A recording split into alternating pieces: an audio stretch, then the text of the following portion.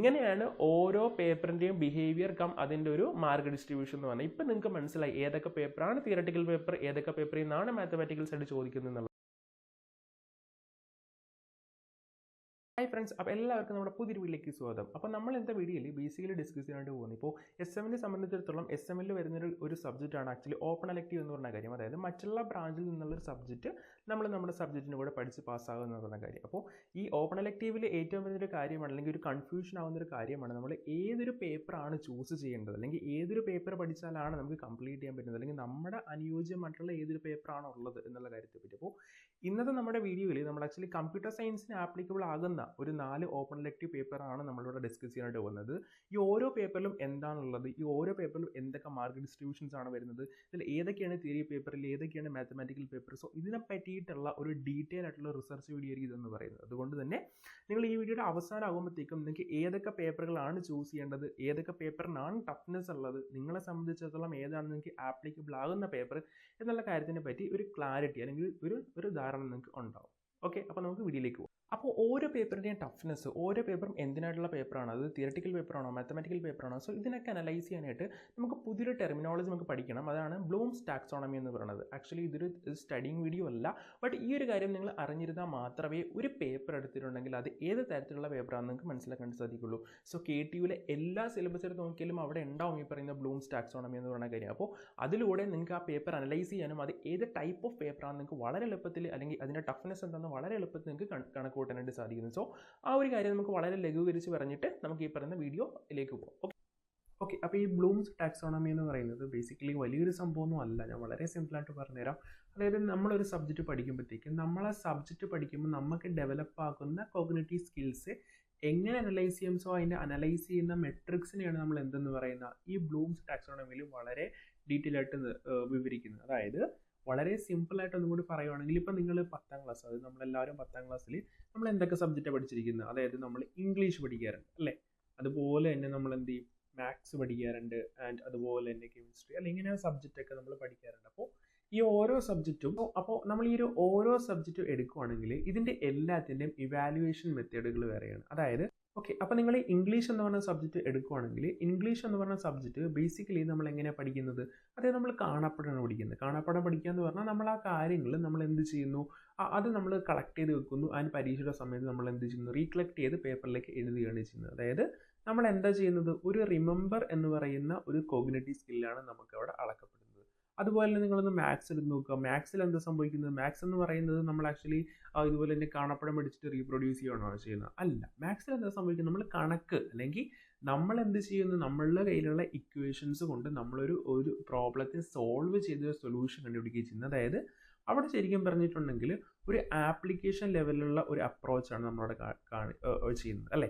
അതുപോലെ തന്നെ നമ്മൾ കെമിസ്ട്രി എന്ന് പറഞ്ഞ സബ്ജക്റ്റ് ആണെങ്കിലും, ഇപ്പം നിങ്ങൾക്ക് +2 കെമിസ്ട്രി പഠിച്ചിട്ടുള്ളവർക്ക് അറിയാം. അതായത് കെമിസ്ട്രി എന്ന് പറഞ്ഞ സബ്ജക്റ്റ് ആണെങ്കിൽ ബേസിക്കലി നമുക്കവിടെ തിയറട്ടിക്കൽ നോളജ് വേണം, അതുപോലെ മാത്തമാറ്റിക്കൽ നോളജ് വേണം. കാര്യം അവിടെ തിയറട്ടിക്കൽ ആയിട്ടുള്ള കാര്യങ്ങൾ എഴുതാനുണ്ട്, അതുപോലെ മാത്തമാറ്റിക്കൽ കാര്യങ്ങൾ എഴുതാനുണ്ട്. അതുകൊണ്ട് തന്നെ അവിടെ റിമെമ്പർ എന്ന് പറയുന്ന ഒരു കാര്യം വേണം, അതുപോലെ തന്നെ അണ്ടർസ്റ്റാൻഡ് എന്ന് പറയുന്ന ഒരു കാര്യം വേണം, ആൻഡ് അതുപോലെ തന്നെ അപ്ലൈ. അതായത് ഈ 3 കാര്യത്തിലായിരിക്കും അതിൻ്റെ സ്കില്ലുകൾ അളക്കപ്പെടുന്നത്. അതായത് വേറെ ഒന്നുമില്ല, ഒരു സബ്ജക്റ്റ് എടുക്കുകയാണെങ്കിൽ ആ സബ്ജക്റ്റിനെ ഏത് എലമെന്റ് അല്ലെങ്കിൽ ഏത് കമ്പോണന്റിന്റെ അടിസ്ഥാനത്തിലാണ് അളക്കപ്പെടുന്നത് എന്ന് പറയുന്ന കാര്യമാണ് ഈ ബ്ലൂംസ് ടാക്സോണമിയിൽ പറയുന്നത്. എക്സ് എന്ന് പറയുന്ന സബ്ജക്റ്റ് ഉണ്ടെന്ന് വിചാരിക്കുക. അപ്പോൾ ആ ഒരു സബ്ജക്റ്റിൽ ബേസിക്കലി റിമെമ്പർ എന്ന് പറയുന്ന ഒരു കാര്യത്തെയാണ് അളക്കുന്നതെങ്കിൽ ആ ഒരു സബ്ജക്റ്റ് ബേസിക്കലി ഒരു തിയറട്ടിക്കൽ പേപ്പർ ആയിരിക്കും. സോ ഇതാണ് ആക്ച്വലി ഈ പറയുന്ന ബ്ലൂംസ് ടാക്സോണമി ഞാൻ നിങ്ങളിലേക്ക് പറഞ്ഞു തരാനായിട്ട് ഉദ്ദേശിച്ചത്. അതായത് വേറെ ഒന്നുമല്ല, പറയുന്ന ഓരോ സബ്ജക്റ്റും ഏത് തരത്തിലാണ് അളക്കുന്നത് എന്നുള്ള കാര്യമാണ് ഈ ബ്ലൂംസ് ടാക്സോണമിയിൽ പറയുന്നത്. അപ്പോൾ ഏതെങ്കിലും ഒരു സബ്ജക്റ്റ് നിങ്ങൾ വ്യക്തമായിട്ട് കേൾക്കുക, ഏതെങ്കിലും ഒരു സബ്ജക്റ്റ് റിമെമ്പർ എന്ന് പറയുന്ന ഒരു കമ്പോണന്റിന്റെ അടിസ്ഥാനത്തിലാണ് അളക്കുന്നതെങ്കിൽ അതെന്തായിരിക്കും, ഇംഗ്ലീഷ് പോലുള്ള സബ്ജക്റ്റ് ആയിരിക്കും. അതായത് റീകളക്ട് ചെയ്തൊരു പരിപാടിയായിരിക്കും. അതുപോലെ തന്നെ ഏതെങ്കിലും സബ്ജക്റ്റ് അപ്പോൾ ഈ പറയുന്ന ആപ്ലിക്കേഷനിലാണ് അളക്കുന്നതെങ്കിലോ അത് മാത്തമാറ്റിക്സ് പോലെ കുറേയധികം മാത്തമാറ്റിക്സ് ഒക്കെ ഉൾപ്പെടുന്ന ഒരു സബ്ജക്റ്റ് ആയിരിക്കും. അപ്പോൾ ഇങ്ങനെയാണ് ഒരു സബ്ജക്റ്റ് എടുത്തിട്ട് ആ സബ്ജക്റ്റ് തിയറട്ടിക്കൽ പേപ്പർ ആണോ അല്ലെങ്കിൽ ആപ്ലിക്കേഷൻ ലെവലിലുള്ള ഒരു മാത്സ് പേപ്പർ ആണോ ഉള്ള കാര്യങ്ങളെ പറ്റിയിട്ട് നമ്മൾ നിർണ്ണയിക്കുന്നത്. അപ്പോൾ ഈ ഒരു കാര്യം എല്ലാ KTU സിലബസിലും കൊടുത്തിട്ടുണ്ട്. സോ ഇതിൻ്റെ അടിസ്ഥാനത്തിലാണ് നമ്മൾ എന്ത് ചെയ്യാൻ പോകുന്ന ഓരോ സബ്ജക്റ്റുകളെയും വേർതിരിച്ച് അതിൻ്റെ ടഫ്നെസ് പോലുള്ള കാര്യങ്ങളൊക്കെ അനലൈസ് ചെയ്യുന്നുണ്ട്. സോ നമുക്ക് അതിലേക്ക് പോകാം. ഓക്കെ, അപ്പോൾ നമ്മൾ എന്താണ് ഒരു ബ്ലൂംസ് ടാക്സോണമി നോക്കി. അപ്പോൾ ഇതിൻ്റെ അടിസ്ഥാനത്തിൽ നമുക്ക് ഈ പറയുന്ന 4 സബ്ജക്റ്റുകളിലും നമുക്ക് തരംതിരിക്കാൻ സാധിക്കും. ഏതാണ് മാത്തമാറ്റിക്കൽ ഏരിയ കുറയുള്ളത്, ഏതാണ് തിയററ്റിക്കൽ ഏരിയ കുറയുള്ളത്. സോ എങ്ങനെയാണ് എത്രവിധ മാർക്കാണ് ഓരോ ഏരിയസിൽ നിന്നും ഓരോ പേപ്പറും എക്സ്പെക്റ്റ് ചെയ്യുന്നത്. സോ ഈ ഒരു രീതിയിലായിരിക്കും നമ്മൾ ഈ പറയുന്ന 4 പേപ്പറിനെ ഡിഫൈൻ ചെയ്യാൻ പോകുന്നത്. അതുകൊണ്ട് തന്നെ ഇതിൻ്റെ അവസാനമാകുമ്പോഴത്തേക്കും നിങ്ങൾക്ക് മനസ്സിലാവും നിങ്ങൾക്ക് ആപ്റ്റിറ്റ്യൂഡായിട്ടുള്ളൊരു പേപ്പർ ഏതാണെന്നുള്ളത്. അതായത് നിങ്ങൾക്കിപ്പോൾ ഒരു മാത്തമാറ്റിക്കൽ ഏരിയ കൂടുതൽ ചെയ്യാൻ താല്പര്യമുള്ള കുട്ടികളാണെങ്കിൽ ഇതിൽ ഏത് പേപ്പറാണ് ചൂസ് ചെയ്യേണ്ടത്, അല്ലെങ്കിൽ നിങ്ങൾക്ക് മാത്തമാറ്റിക്സ് വേണ്ട തിയററ്റിക്കൽ സൈഡ് ആണെങ്കിൽ നിങ്ങൾക്ക് ഇതിൻ്റെ അകത്ത് ഏത് പേപ്പറാണ് ചൂസ് ചെയ്യേണ്ടത് എന്നുള്ളൊരു ഐഡിയ നിങ്ങൾക്ക് ഈ ഒരു വീഡിയോയുടെ അവസാനം, അതായത് നമുക്ക് ഈ ഒരു മാർക്ക് ഡിസ്ട്രിബ്യൂഷൻ കഴിയുമ്പോൾ നിങ്ങൾക്ക് ഏകദേശം ധാരണയുണ്ടാവും. ഓക്കെ, അപ്പോൾ നമുക്ക് ഒന്നാമത്തെ ഒരു പേപ്പറിലോട്ട് പോകാം. ഒന്നാമത്തെ പേപ്പർ നോക്കുകയാണെങ്കിൽ ബേസിക്കലി ഇതിൻ്റെ അകത്ത് എൻവയോൺമെൻറ്റൽ ഇമ്പാക്റ്റ് ആൻഡ് അസസ്മെൻറ്റ് എന്ന് പറയുന്ന പേപ്പറിൽ ഏകദേശം 15 മാർക്കാണ് ഈ പറയുന്ന റിമെമ്പർ, അതായത് നമ്മൾ ഓർത്തെടുത്ത് നമ്മൾ മറ്റേ ഇംഗ്ലീഷൊക്കെ പഠിക്കുന്ന പോലെ അത് തിയററ്റിക്കൽ സൈഡുള്ളത്. അതുപോലെ തന്നെ അണ്ടർസ്റ്റാൻഡിങ് എന്ന് പറയുന്നത് തിയററ്റിക്കൽ സൈഡാണ്. അതായത് അണ്ടർസ്റ്റാൻഡിങ് എന്ന് പറഞ്ഞിട്ടുണ്ടെങ്കിൽ ഇപ്പോൾ നിങ്ങൾ കേട്ടിട്ടുണ്ടോ, ഇപ്പോൾ സ്ക്വയറും റെക്ടാങ്കിളിൻ്റെയും ഡിഫറൻസ് എന്താണ്, അതായത് അങ്ങനത്തെ മോഡ് ഓഫ് ക്വസ്റ്റ്യൻസ് ഉണ്ടല്ലോ. അതായത് 2 കാര്യം നമുക്ക് അറിയാം. സോ അതിൻ്റെ ഡിഫറൻസ് ഉണ്ട്. അങ്ങനത്തെയൊക്കെയാണ് ഈ അണ്ടർസ്റ്റാൻഡിങ് ലെവൽ ഓഫ് ക്വസ്റ്റ്യൻസ് എന്ന് പറയുന്നത്. പിന്നെ ഇതിൻ്റെ അകത്ത് ഏകദേശം 35 മാർക്കോളം ആപ്ലിക്കേഷൻ ലെവൽ ക്വസ്റ്റ്യൻസ് ഉണ്ടായിരിക്കും, റൈറ്റ്. അതുപോലെ തന്നെ അനാലിസിസ് ഏരിയയിൽ ഏകദേശം 35 മാർക്കോളം ഉണ്ടാവും. ഓക്കെ, അപ്പോൾ അനാലിസിസ് എന്ന് പറയുന്നത് ബേസിക്കലി ഒന്നുമില്ല. അനലൈസ് എന്ന് പറയുന്നത് ഇപ്പോൾ ഇതൊരു ടൈപ്പ് ഓഫ് ക്വസ്റ്റ്യൻ ആണ്. ഇപ്പോൾ എക്സാമ്പിൾ പറയുകയാണെങ്കിൽ ഒരു സാധനം വർക്ക് ചെയ്യുന്നില്ല, എന്തുകൊണ്ട്, മനസ്സിലായി. അതായത് അങ്ങനത്തെ ടൈപ്പ് ഓഫ് ക്വസ്റ്റ്യൻസ് ഒക്കെയാണ് ഇതിൽ നിന്ന് എക്സ്പെക്ട് ചെയ്യുന്നത്. അപ്പോൾ മാത്തമാറ്റിക്കൽ ഏരിയ എന്ന് പറയുന്നത് ഈ പറയുന്ന എൻവയോൺമെൻറ്റൽ ഇമ്പാക്റ്റിൽ അല്ലെങ്കിൽ ഒരു ആപ്ലിക്കേഷൻ ലെവലിൽ വരുന്ന ക്വസ്റ്റ്യൻസ് എന്ന് പറഞ്ഞാൽ 35 മാർക്കോളമാണ് ആപ്ലിക്കേഷൻ ലെവൽ ക്വസ്റ്റ്യൻസ് ഇതിൻ്റെ അകത്ത് നിന്ന് പരമാവധി ചോദിക്കാൻ പറ്റുന്നതെന്ന് പറഞ്ഞാൽ. ബാക്കിയുള്ളതെല്ലാം തിയററ്റിക്കൽ സൈഡ് ആയിരിക്കും. ഓക്കെ, ഇനി നമ്മൾ നാച്ചുറൽ ഡിസാസ്റ്റർ ആൻഡ് മിറ്റിഗേഷൻ എന്ന് പറഞ്ഞ പേപ്പർ നോക്കുകയാണെങ്കിൽ ബേസിക്കലി അവിടുത്തെ ഒരു തിയററ്റിക്കൽ സൈഡ് എന്ന് പറയുന്നത് റിമെമ്പറിൽ 20 മാർക്സ് നമുക്ക് അവിടെ കിട്ടും. അതുപോലെ തന്നെ അണ്ടർസ്റ്റാൻഡിങ്ങിലും 20 മാർക്കാണ് വരുന്നത്. ആൻഡ് അനലൈസിനും ഏകദേശം 22 മാർക്സോളം വരും. ആൻഡ് ഇവാലുവേഷനിൽ ഏകദേശം 22 മാർക്കോളാണ് വരുന്നത്. ആൻഡ് ദെൻ ക്രിയേറ്റിൽ 16. അത് ക്രിയേറ്റ് എന്ന് പറഞ്ഞാൽ ഒന്നുമില്ല, ഇപ്പോൾ ഏതെങ്കിലും ഒരു ലോ തെറ്റാണ്, അങ്ങനെയാണെങ്കിൽ പുതിയൊരു ലോ ഇതിന് ഡിറൈവ്, അങ്ങനത്തെ മോഡ് ഓഫ് ക്വസ്റ്റ്യൻസ് ഒക്കെയാണ് ഈ പറയുന്ന ക്രിയേറ്റ് എന്ന് പറഞ്ഞ ഫീൽഡിൽ വരുന്നത്. ഓക്കെ, ഇനി നമുക്ക് അടുത്ത ഒരു പേപ്പർ എന്ന് പറഞ്ഞാൽ ബയോമെഡിക്കൽ ഇൻസ്ട്രുമെൻറ്റേഷൻ എന്ന് പറഞ്ഞ പേപ്പർ. അപ്പോൾ ഈ ഒരു പേപ്പറിൽ ആക്ച്വലി ആപ്ലിക്കേഷൻ ലെവൽ ക്വസ്റ്റ്യൻസ് ഒന്നും വരത്തില്ല നാച്ചുറൽ ഡിസാസ്റ്റർ ആൻഡ് മിറ്റിഗേഷൻ എന്ന് പറയുന്ന പേപ്പറിൽ. കാര്യം അവിടെ ആപ്ലിക്കേഷൻ ലെവലിൽ ചെയ്യുന്ന അല്ലെങ്കിൽ ആ ഒരു ഏരിയയ്ക്ക് അവിടെ മാർക്ക് കൊടുത്തിട്ടില്ല. അതുകൊണ്ട് തന്നെ ആപ്ലിക്കേഷൻ ലെവലിലുള്ള കണക്കോ കാര്യങ്ങളൊന്നും ആ പേപ്പറിൽ എന്തായാലും ഉണ്ടായിരിക്കില്ല. ആൻഡ് ദെൻ അടുത്തത് എന്ന് പറയുന്നത് ബേസിക്കലി ബയോമെഡിക്കൽ ആൻഡ് ഇൻസ്ട്രുമെൻറ്റേഷൻ ആണ്. അവിടെ അതിൻ്റെ അകത്ത് വരുന്ന മാർക്ക് ഡിസ്ട്രിബ്യൂഷൻ എന്ന് പറഞ്ഞാൽ ഏകദേശം റിമെമ്പറിന് 20 മാർക്ക്, അതായത് തിയററ്റിക്കൽ സൈഡ് ആയിരിക്കും. ആൻഡ് ദെൻ അണ്ടർസ്റ്റാൻഡിങ്ങിന് ഏകദേശം 60 മാർക്ക്.